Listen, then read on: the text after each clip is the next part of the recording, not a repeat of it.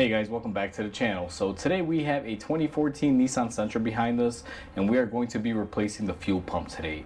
And before we go ahead and begin, if you haven't subscribed to the channel, hit the subscribe button down below and definitely smash that like button because it helps the channel out. And with that said, let's go ahead and get started on today's video. So before we begin this video, I do want to mention that it's hot in the shop today, so I have the garage doors cracked. If there's some noise going on in the background, guys, I apologize in advance. I got to get some airflow in here. Now, this vehicle, I've already gone ahead and diagnosed it. What is happening is the fuel pump is leaking. The car runs and drives, but it came in here with a small evap code. When I pressurized the system with my smoke machine, I started getting fuel spewing out from the bottom of the tank. And then I went ahead up top and I verified that our fuel pump is cracked at the plastic housing, and it's leaking fuel everywhere. So we're gonna go ahead and take care of that today. Now, all of this is gonna be done without the car being lifted. You can actually do it just by removing the back seat, and that's how we're gonna be doing it today. So let me get you guys set up on the inside and I'll show you guys how we do this. Where you're going to want to begin to access the fuel pump is in the back seat area. Now, I've already unlatched this side because I don't want to block the camera, but what you're going to do is grab up underneath the seat. You're going to pull towards you as you pull up, and you will be able to unlatch it. Now, I haven't unlatched the driver's side so you guys can actually see me do this. What I do is I will grab it and then just basically pull up and back on it. And all you're supposed to do then is just lift up your padding.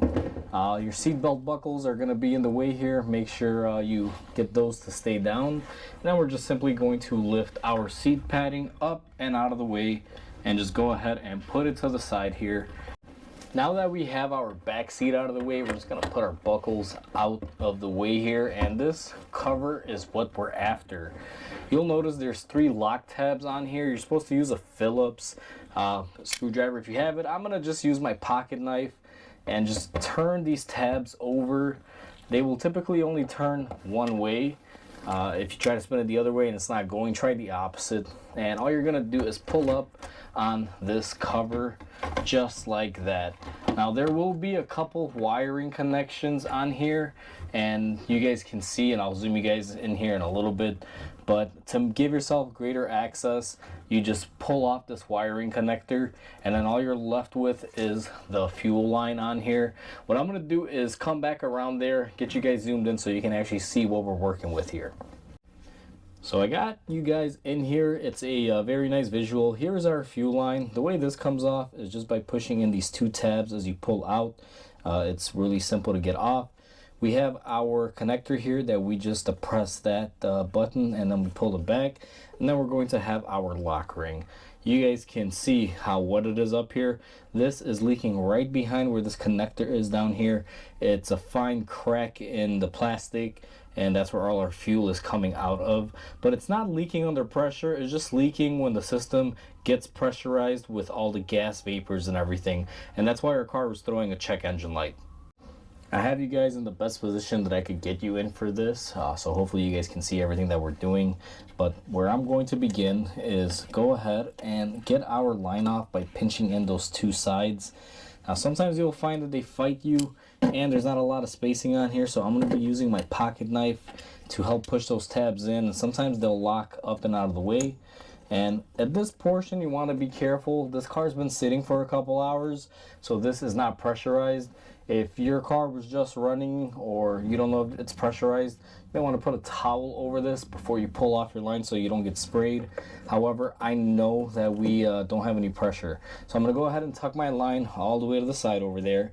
And try to be careful not to break this little portion that's on the fuel pump, guys. Sometimes these little clips come with the new pump, sometimes they don't. So I try to be very careful and not break those if I don't have to. Next thing that we're going to do is go ahead and push our lock connector in and go ahead and remove our electrical, and then we're left with our fuel pump assembly just like this. They do make a lot of tools. You can get them on Amazon that you can use on here. They make life really easy.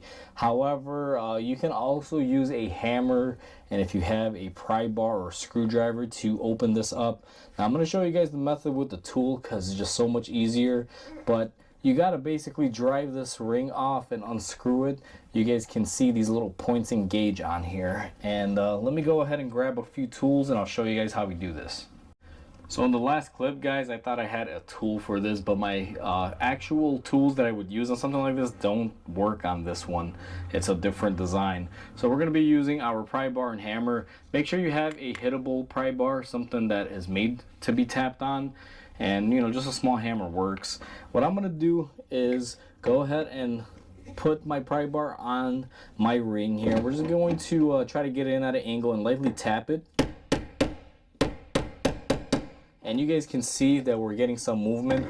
Now once I lightly tap it and my movement stops from there, I'm going to come around here on the other side of the lip, and we're just going to try to disengage it from there. And you want to do this back and forth because this ring has to spin perfectly centered, and when we're only tapping it through one side, it doesn't spin perfectly centered, so you got to watch out for it.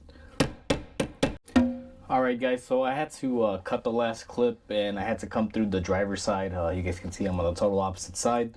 And what I've been doing is just coming in here and tapping it here, you know, then switching it up side to side, just alternating my sides.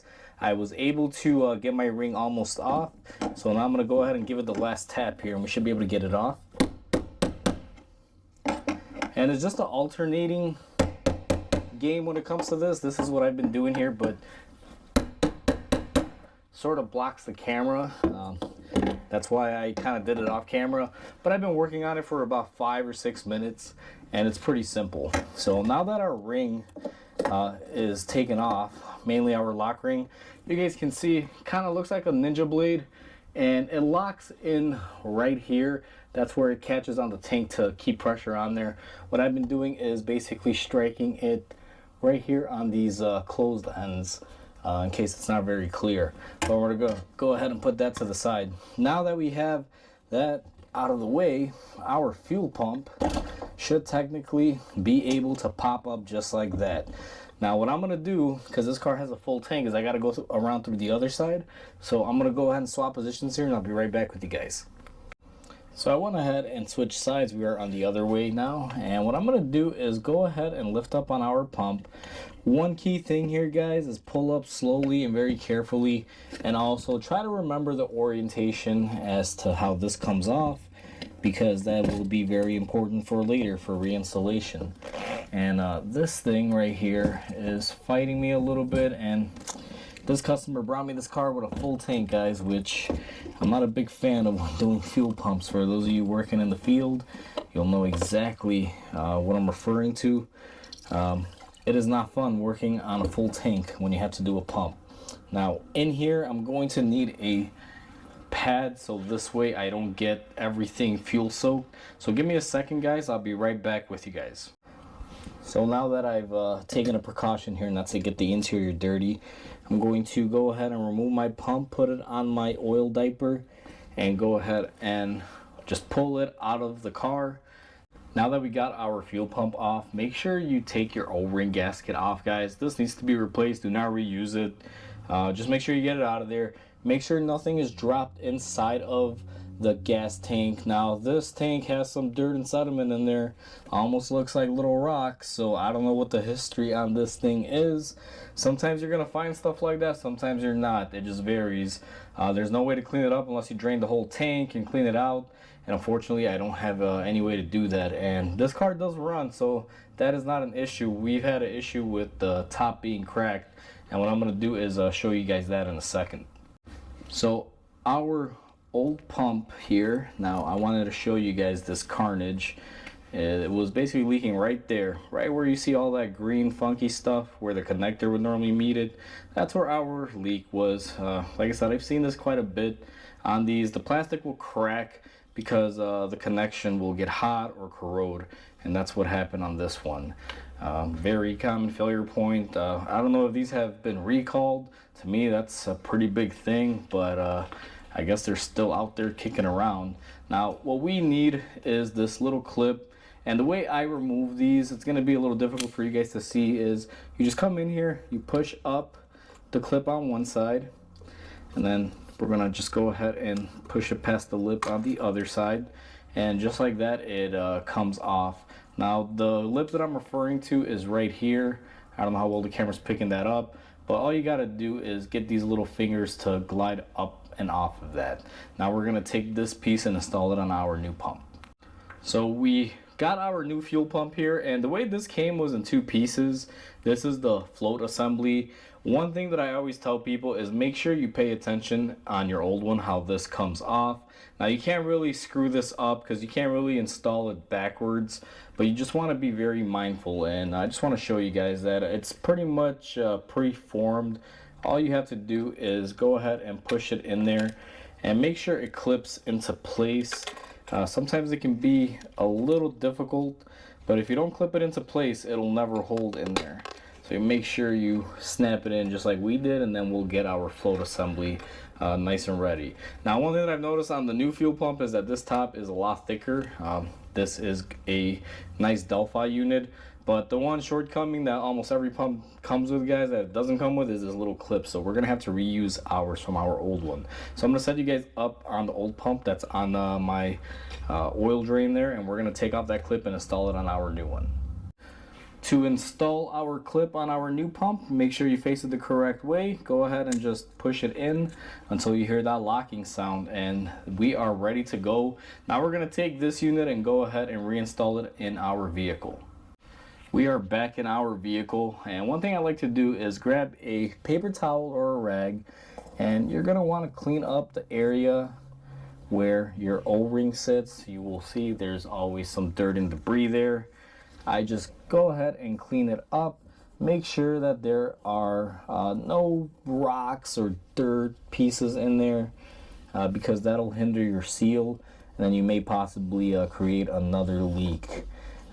One tip to give you guys, I kind of brushed on this earlier, but I didn't really go too much into it, is if you plan on doing this at home yourself, or if you're planning on taking it to a mechanic to do this, and you're able to use the fuel in your tank, try to drain your tank out as much. Like, bring it in with a quarter tank of gas to do a fuel pump, you know, because this car was full, and although be it, I'm not gonna say anything about it because this customer didn't really know that they needed a fuel pump.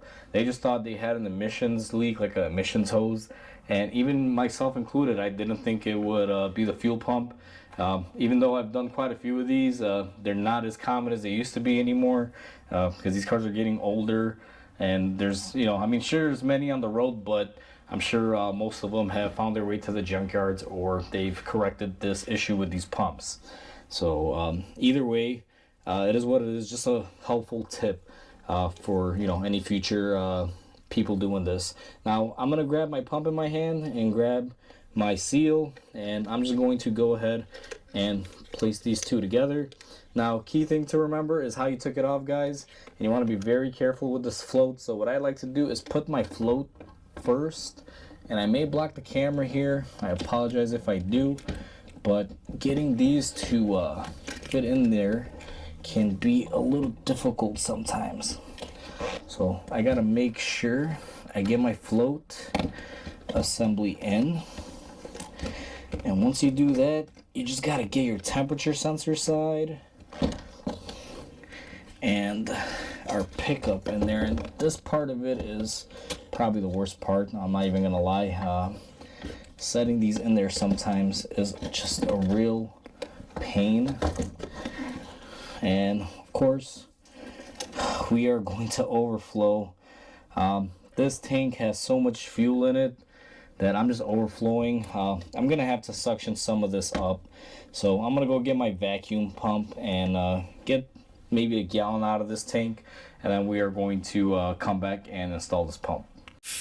Just wanted to show you guys that I have my air assisted vacuum tool. I'm going to be removing about a gallon worth of gas from this car to make room so we don't overflow. It's something we have to do. It's unfortunate, and this gas will basically have to be recycled because there's no way I can pour this back in there. It's mixing with whatever other fluids I've been throwing in my evacuator tool throughout the years. Just a key reminder, don't go in with a full tank because you wind up spending some money on gas, unfortunately. Alright, now that we've gotten some gas out of here, we can go ahead and lower our pump in here, and you guys can see it is not overflowing. We are able to, you know, work with it. And we didn't take too much off. I just took off about 1/4 of a gallon. I didn't want to waste any fuel on it. And now this is going to be the difficult part. You guys are probably not going to be able to see it very well. We're going to go ahead and seat our gasket in our little area here that we cleaned off just a second ago. And this can be a little difficult because these particular cars don't give you a lot of room. But I'm going to go ahead and make sure. Now, I apologize if I'm blocking the camera. I got to make sure that this is done right the first time, because I do not like coming in here for a second time. It's just not fun. So now that we have our gasket sealed in there, we remember our position of how we took it off. What we're going to do is go ahead, push down on the pump. I give it a little wiggle back and forth to make sure that it's set in place. We're going to take our lock ring as we keep some downward pressure on our pump unit here. And what we're going to simply do is line up our retaining ring and just start sliding it over a little bit, just to keep it into place as a lock. Now we're going to go grab our tools and set our locker back in. So I got my pry bar and my hammer, and we are going to go ahead and push this back into place. Now, installation should be a little easier, but you still got to kind of alternate and be careful. So we're going to alternate here. I thought I had the tool for this particular ring, but I don't. It just kind of sucks to do it this way, but you got to do what you got to do. One key tip that I'll mention here, guys, be careful not to drive this into your tank, because your tank is plastic. So be very careful with your tools. Now I'm going to go ahead and work this on that way for a minute or two here. It's going to take me a little bit, and I'll be right back with you guys. Alright guys, so I have been working at this now. It's been about 15 minutes. It has been a little stubborn, but I almost got it to full lock. So I'm going to go ahead and close it off here and lock it. Now this has been very challenging, to say the least. For some reason it hasn't been wanting to spin very easily. I used some silicone spray just to help it glide a little bit easier, but it's going to be definitely a challenge. If you can pick up the tool that's made for this lock ring prior to doing this, if it's affordable for you guys, I would definitely recommend doing that. But either way, now that we got ours in, what we're going to do is go ahead and line up our clip to our line, go ahead and hook it up, and just make sure it's clipped in fully. Once I do that, I like to clean up my workspace. So I'm going to grab some brake cleaner and some compressed air. We're going to be cleaning up our area. We're just going to take our brake cleaner and just spray every little part of this area. You don't have to go crazy and get it super clean, but I like cleaning everything off. And I make sure I get some on my connector here. I'm going to blow it out. And then we're just going to clean up our areas.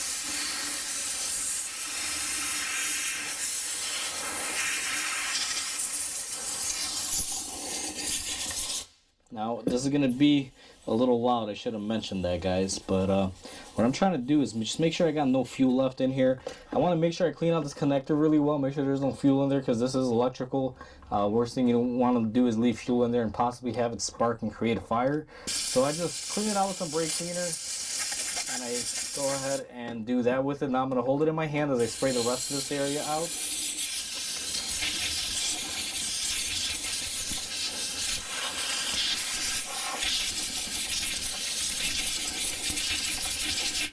Just like that.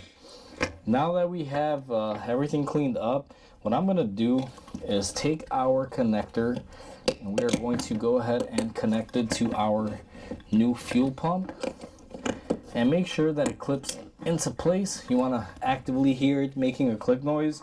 And what I'm going to do is go ahead and venture out to the driver's side here, and go ahead and make my way around. And what we're going to do is go ahead and turn the key to the on position, but we're not going to start our car, and we're just going to make sure that we don't have any leaks anywhere. So now that we don't have any more leaks or anything, and we have verified, we're just going to simply take our cover and go ahead and lay it back on there. Sometimes what you can do, if the seal on here, this little ring is not good, and it won't seal. You can put a little bit of silicone, however on ours it is in good shape. I'm going to use my pocket knife again, but you should be using a Phillips, and we're going to line up our tabs and spin them here. Now this one giving me a little bit of an issue here. Let's see if I can get that just like that. Alrighty, so we seal that off, and all we have to do now is reinstall our back seat. Now our back seat is going to be clipped in here. You're going to have a hook on the seat that goes and engages in there. One thing to be mindful is make sure you insert the seat belts correctly, and I'll get you guys zoomed out and show you how I do that. So we're going to be bringing in our back seat, and this is actually really easy to do. And one thing that you're going to want to do, guys, is grab your seat belts. Now I'm going to grab my passenger side one here, or I'm sorry, my driver's rear one here, and we're going to go ahead and loop it through our little cutout for the seat. I don't understand why Nissan did it this way. Normally these will just overlap, but these particular ones have cutouts. Sometimes it can be a little difficult just to fish it in, but let's see here. I think we got this one almost all the way up.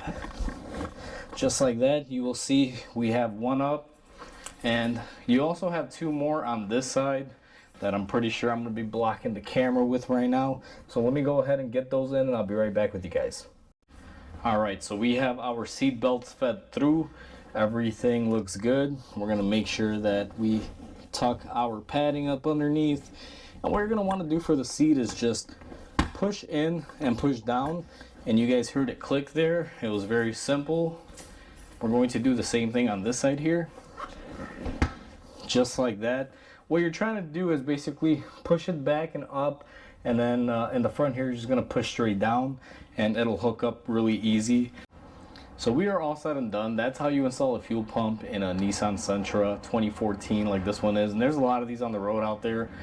This has been a common issue, like I mentioned in the video.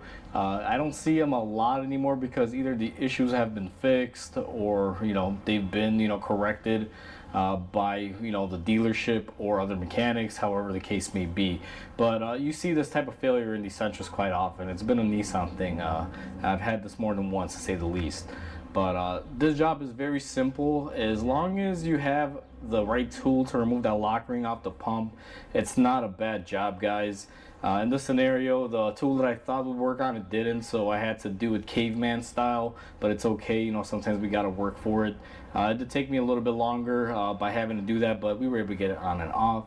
If you guys do that at home and you don't want to buy the tool, just make sure you have some silicone spray and stuff to get in there to help that ring slide much easier, because mine was fighting me on reinstallation.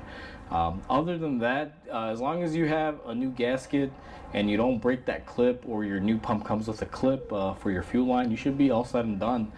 Typically all you have to do now, especially since we're done, I'm just going to run this car for a few minutes, just make sure we don't have any more leaks out of the fuel pump. And I'm actually going to smoke test the system and see if it holds pressure as well. And once I verify those things, this car is all set and ready to go. So with that said, guys, hopefully you guys enjoyed this video. Please comment, like, and subscribe because it definitely helps the channel grow. Hope you guys have a wonderful day, and I'll catch you guys on the next video.